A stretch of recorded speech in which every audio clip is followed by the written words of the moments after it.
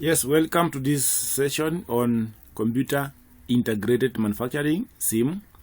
A close look at how we are going to define various systems that are used in manufacturing processes, from use of computers, softwares, and automation systems. So in introduction, we can define what computer-aided manufacturing is all about. We can say, in simple terms, it's just a synergy integration of what we call manufacturing processes. You are combining them. You say integrate, you are combining them. You are using they are being put together for the purpose of giving you a seamless production.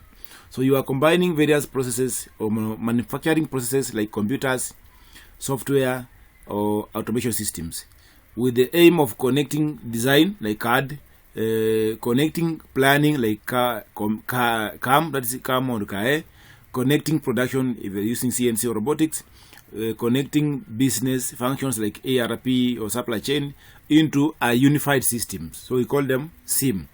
The main goal of this is to achieve higher productivity, reduce wastage of maybe time, material, and also ensure there is a flexible production. At the end of the day, you are improving quality through a seamless integration of all manufacturing operations. That is the main purpose of CIM. If you look at this graphical representation, you can just understand that there is a flow of work, or there's a flow of operation from CAD design to CAM and CAE. CAM, maybe this is for the purpose of planning, how you are going to produce, how you are going to automate your robotics, how you are going to automate your CNC machine for the purpose of producing what you want. And then once you finish from maybe production, how are you going to manage all operations in terms of enterprise, in terms of resource, in terms of planning? So this CIM normally represents a fundamental change from traditional way of manufacturing approaches to creating a continuous, seamless digital flow of all operations that are connected for the purpose of automating our production. At the same time, it helps manufacturers to respond more quickly to the market changes, like what we discussed previously on product price differentiations. It also helps them to ensure that they customize products efficiently, and also they optimize resources, or they optimize how they are going to use their resources. So this is what we call CIM. Welcome, and let's go to components of CIM. If you look at this CIM, these are the main components of computer integrated manufacturing. These are normally put them together. There may be technologies, there may be processes that are used to create a seamless flow of manufacturing components or processes. The first one is for designing. For designing, we call it CAD, computer aided design. In a computer aided design, you are developing digital models of maybe products or sub-assemblies that will help to optimize or design, will also help to ensure that you do a 3D simulation or rapid prototyping. Because you are designing, you need to create a flow. After from designing, it goes to CAM or CAE. So in our CAM, you want to plan on how you're going to machine it. So you use a CAM software to program and convert the CAD models into instructions. We call them G and M codes, CNC codes, for the purpose of automating your machining process. And there are various softwares you can use for CAD, like SolidWorks, the Inventor, Fusion 360. You can also use Mastercam, because Mastercam is a CAD-COM software. You can also use CATIA. You can also use, we have another software called Creo PTC. You can use Solid NX, all of them. They are used in creating digital modeling products. And then there are various softwares like SolidCam, Mastercam, GibbsCam, SprutCam, VeraSpire, Fusion 360, also SolidWorks CAM. You can use it to automate your machining by generating G-codes.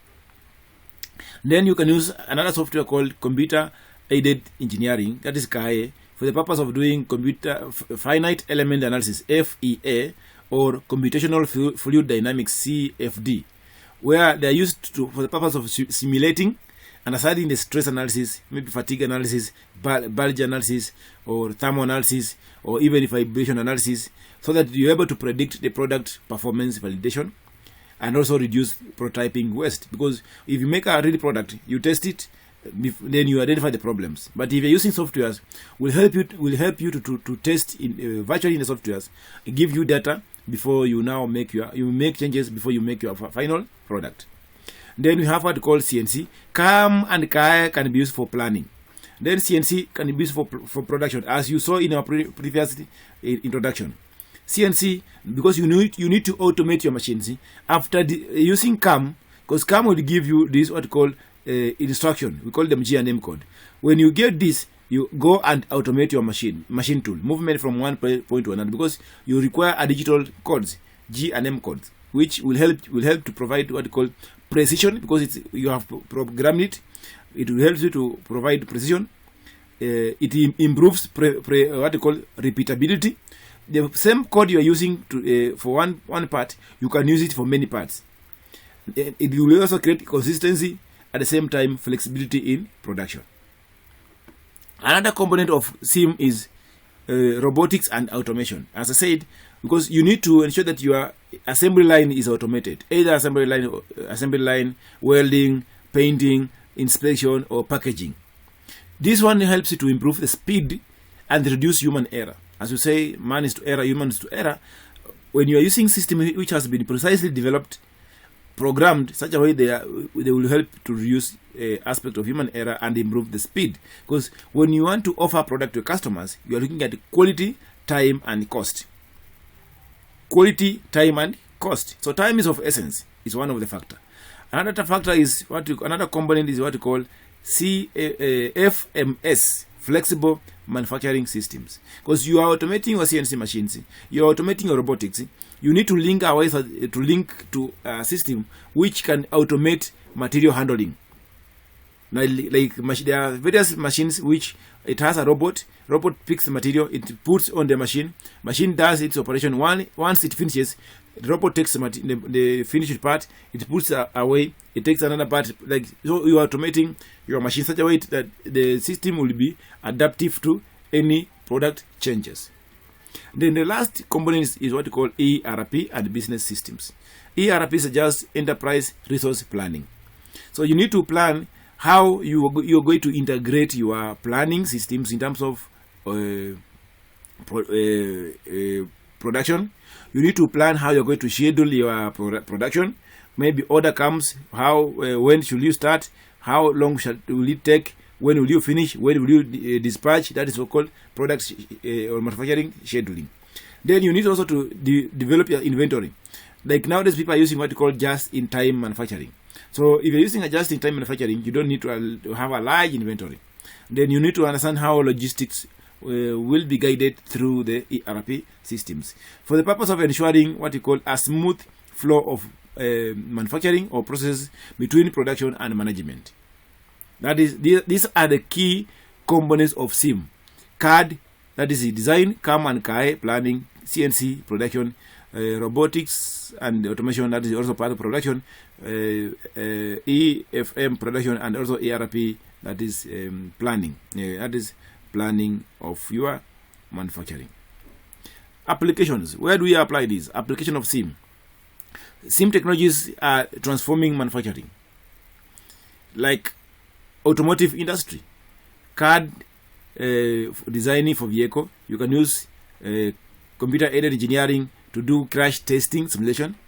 You can use CNC to manufacture engine parts, and you can use robots to weld or paint. So CIM is used in automotive industry, such in this example, where you can use CAD to design, and then you can use CAM to do crash testing simulations or even stress analysis on the body. Then from there, you can use CNC machines to machine engine parts. And then after now machine finishing, you want to make a complete car, you can use robots to do welding and painting. So CIM, that's where we apply CIM. When you look at aerospace industry, high precision machining of turbine blades, lightweight structural parts, you can use CAM and finite element analysis optimization, where CAM is for the purpose. You have CAD, you design. CAM you programming the parts. Then KAE, that is finite element analysis, you want to do assimilation before you reproduce it, meaning you are subjected to real world scenarios. Then you have what you call electronics, like production of PCB, printed circuit board manufacturing. You need to design it using maybe Proteus, for example, or SolidWorks for electrical. And from there, you can do analysis. You see how you do a thermal analysis to understand the flow of heat on the PCB. You can now do a microchip produce it, maybe using a production machine. Then you do microchip assembly, and then you do automated inspection. So you can apply SIM in these areas. Then you have what called medical devices, where you customize the implants and even the prosthetics using CAD/CAM, at the same time using additive manufacturing. Additive manufacturing is about 3D printing. Nowadays they are the one used to make these systems for implants in medical devices. You can also develop what consumer goods, like robots are used in packaging, yes, because they are part of SIM. Because from the designing, production, and also maybe painting and packaging. So you need robots here to do packaging. And then you need maybe like CNC machine to do manufacture plastic molds to automate now mass production. That's consumer goods.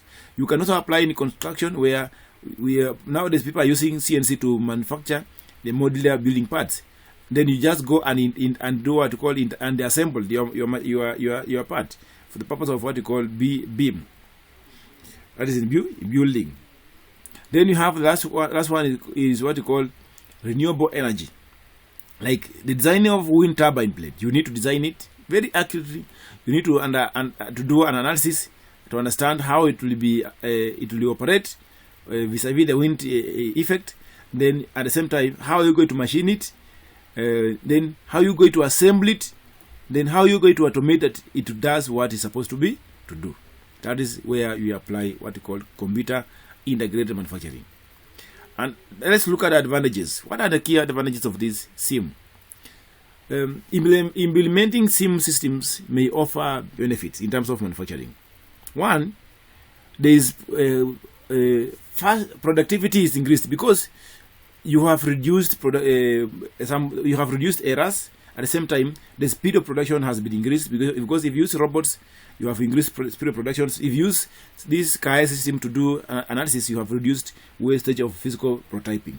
So there's high productivity improved. Quality is also improved because after you design, you use computers to help you remove errors. At the end of the day, the product which is produced is of high quality because there's reduced defects.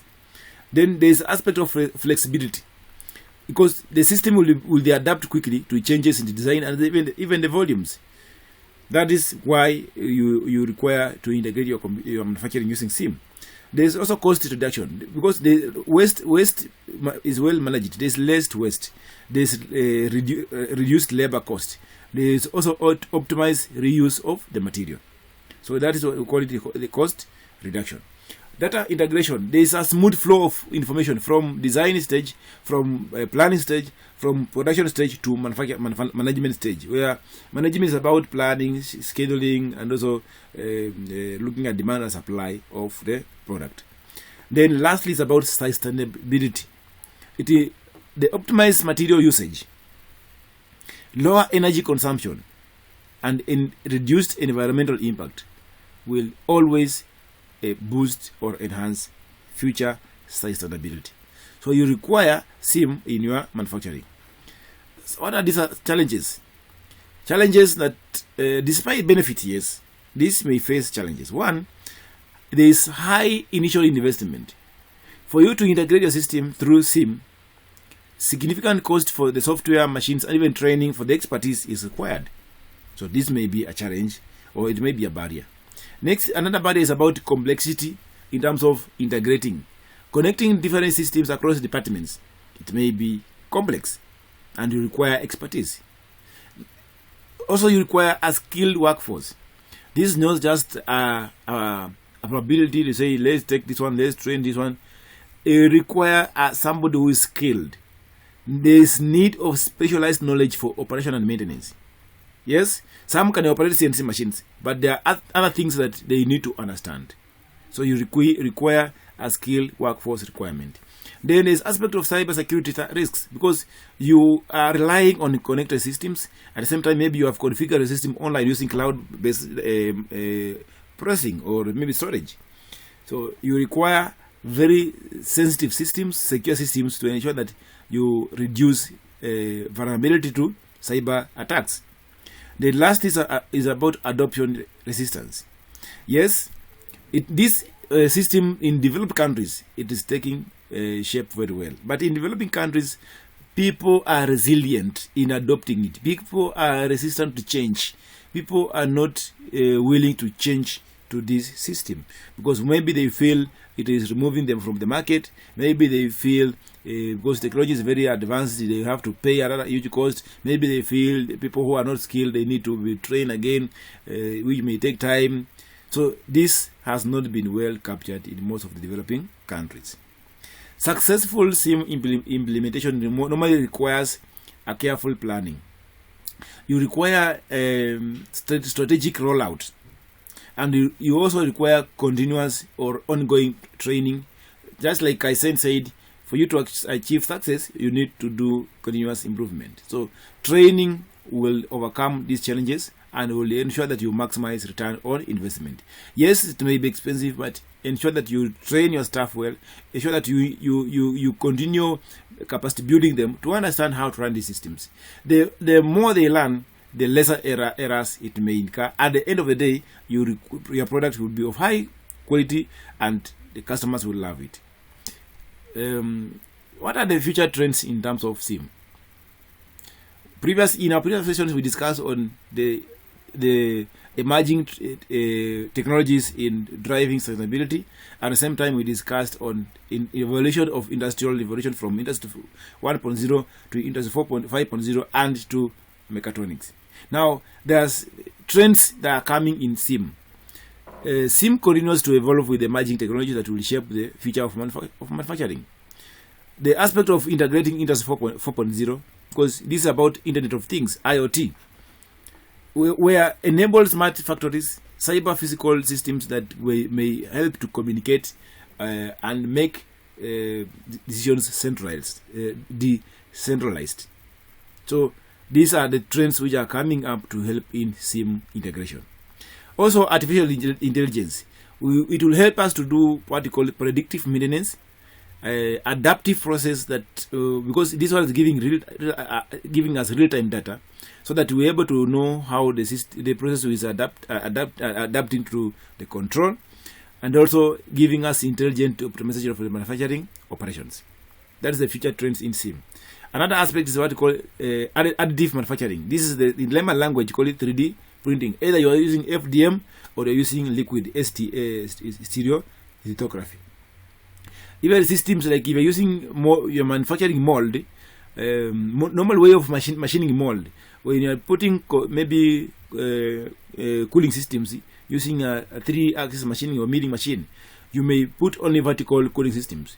But maybe at various points, you need to put zigzag or curved cooling systems.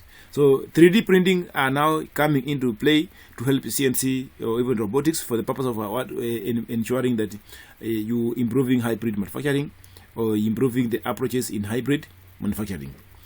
Another trend is cloud-based CIM, as I said, because it is subject to cybersecurity. When you're putting your data, you're connecting to different platforms. Centralized data and collective platforms will enable real-time monitoring and control from anywhere. So if you're controlling from anywhere, it means that you require cloud-based data storage. Another aspect of future trends is this is called what we call digital twins. Real-time virtual models of production systems like simulation or monitoring or optimization. So they should work together to give you a digital output. Then you have, lastly, is about sustainability focus. Because if you are integrating a system for the purpose of sustaining manufacturing, aspect of eco-design or closed-loop manufacturing or even recycling integration may help to ensure the cyclic economic models, which will improve the growth of a country or the growth of a company. So this aspect of is it sustaining sustainability focus. Then let's look at a simple case study. A case study, just an example to understand why or what is this CIM all about. These are case studies on Toyota Production Systems, TPS. Toyota Production Systems normally represent one of the most successful implementations on CIM principles. Actually, I know they are being used. Most of these cars are used in Africa, and we see they are evolving every time they are bringing in new models, which means they have integrated the system in such a way that there is a flow of information from CAD/CAM, robotics, supply chain management, also lean manufacturing principles. They have also looked at the demand for the market using ERP systems, looking at what the market wants, where they are targeting their markets to ensure that they are remain in the market. So these results have given them faster car production, which have significantly reduced the wastage and even give high quality standards that are shaping the African market. And they're also helping them remain competitively or globally. So Toyota Production Systems demonstrate how CIM can be tailored to specific organization needs, while maintaining the core principles of integration, automation, and continuous improvement. Many smartphones like window phones, like Wiko, like Alcatel, they were shipped out of the market because if they are doing mass production, they should have integrated the system through CIM. They should have done continuous improvement. They should have done continuous innovation so that they remain in the market and look at the market that they are focusing to. So what are these key takeaways today? As I summarize, CIM is the backbone of modern smart manufacturing. If you are doing manufacturing, you need to use CIM. Yes, it's very expensive, but you need to integrate. It will help you reduce those wastages. You need to combine CAD, CAM, CNC, robotics, and ERP into a single system, unified system, for the purpose of ensuring there is smooth flow of work or operations, which will help you to boost productivity, reduce wastage, and offer advantage in terms of competitive advantage.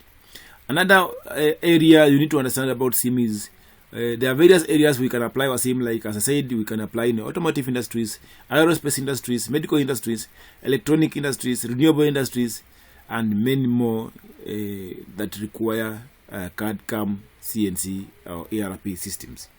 While there are many challenges in CIM, cost and complexity, as I said, may exist, but CIM is essential. Like if you're using Industry 4.0, you require CIM. And lastly, sustainable manufacturing growth depends on how effective is the implementation of CIM. Yes, it may be challenging, but at times you need to ensure that you are using your CIM.